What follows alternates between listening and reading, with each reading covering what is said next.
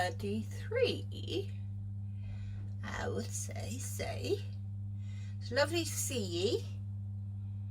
So, bless the Queen, she had on Monday funeral.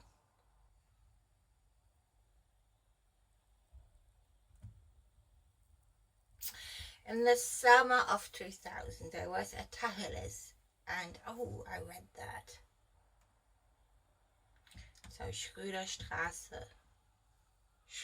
Street, 15 Schröder Street. All in all, my flat in Schröder Street, was a very nice flat. Yes, it was. I drank Earl Grey every day, had a white teapot, and I found this old GDR gas heater extremely cool because I could put the teapot on it and the tea stayed nice and hot. It's true. So I have prepared diligently for exams and additionally auditions for drama schools. It was a nightmare with this school. I hated school. So apart from that, I met Tom, whose flat I lived at the beginning in Neukölln, beginning of my book. I met him in Mitte randomly in Tacheles, and they still looked the same, had the same hairstyle, like rastas, attached with a band, and was still a show off. I don't know what he's doing nowadays, honestly. Yeah, and so I met him randomly a few times after another, and then I let myself get wrapped up in him and even met him again and took him home with me. Are you fucking kidding me? Sorry for my French. Yeah, I did. I had taken leave of my senses. Well, the bill came one day later when I realized that Tom has taken stuff from me, especially my mobile, which was contracted, and back in the day the contracts were very expensive, and it was headache. And it was not nice because it also was my birthday, and he was at my place, and he also wanted to shag me. I mean, what the, sorry for my French, fuck? What do you want? Like everything? Like I give you the little finger and you take everything? No, that's not going to work. And yeah, so Thomas is a poor bastard who needs every penny to get dope. And I remember I was really shocked because he was literally like,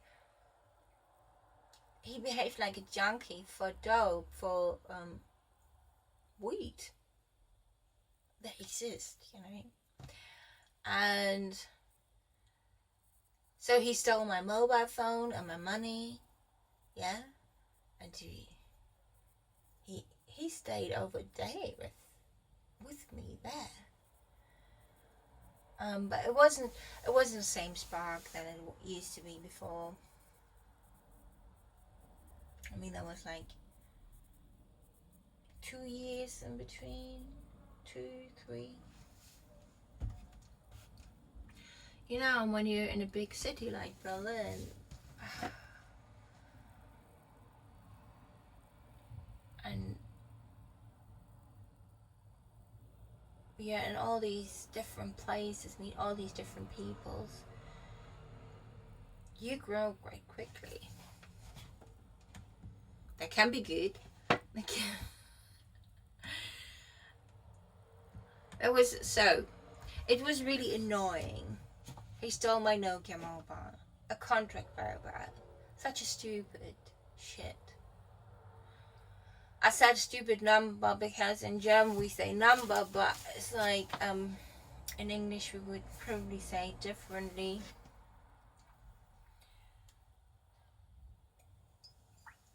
I'm drinking green tea. So anyway, luckily Lena came over that evening as it was my birthday and it was getting such a dull haze. Lena booted me out quickly. She had beautiful flowers for me and a few small presents and a friendship bracelet. So we had both the same, like a friendship bracelet. Lena and I were best friends for some time. Yeah, a number of years.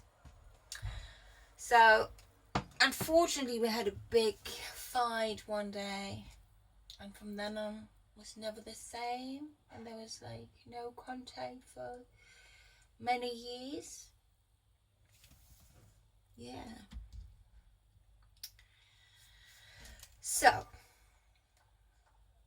I saw him a few weeks later, Tom, in Mitte, in front of the little pizza shop next to Hackescher Markt. I'm wondering if that little pizza shop still exists. It was one of the best pizzas in the area. And he wanted to start courting again. Such a nice name, courting. But this time I put a spoke in his wheel. That's also literally translated. So this time, let's say, I was very assertive and I just told him off and what I thought. Very sharp, consequent, and I didn't even say too much. So that his jaw dropped and he turned around. I just thought, you asshole. Excuse me, British English, you asshole. Sweet was yesterday, you know. So the millennium year was coming to an end, and so was the good old German mark. The world was still almost alright then. Yeah, and then we had the euro. It was a mess. And now I hear they want to take away the euro. I mean, it will probably go cashless anyway, everywhere, in a few years. Yeah. I mean, I like to watch, you know, also it's very inspiring, and he's an inspiring personality. I have a number of audiobooks. Russell Brand. I like to hear his voice and how he talks and his thoughts, and you know, he's in recovery and he did write books about recovery and addictions, and he makes it so normal, that topic. I'm talking about it now because that book contains a lot of drug stories, you know. Yeah, but personally, I don't take anything, you know. Oh yeah.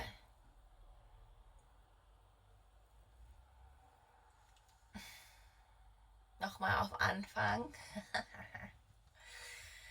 So this book is about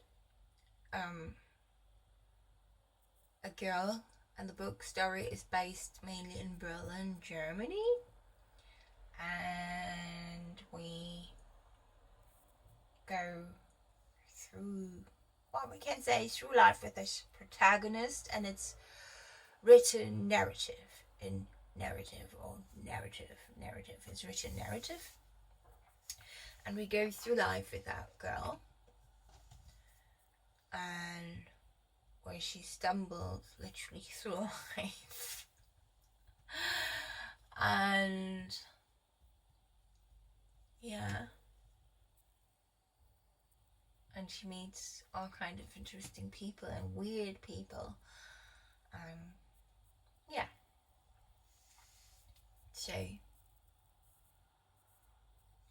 So thank you for my teachers, Margaret Atwood. I attended also a class, Joy Harjo, poetic thinking. It's very interesting. I can recommend that. It kind of breaks your limitations.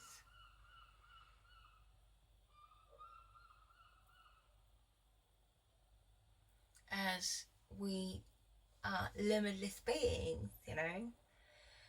But in societies, and and how we are brought up and everything, and these expectations, I think most of us, we forget that we are behaving very limited, but we are limitless beings. That's why I like, for instance, also watching Margie, because she's so free and also very funny, and she hands out so interesting quotes and insights. And I mean, she's also psychic, and but I love her quote, like, if God hired me, he's gonna fire me. It's like amazing, because that also shows you, yeah, of course, there's so much more, you know. Yes, I'm tired. Well, anyway, there's a shorty. Shorty's good too.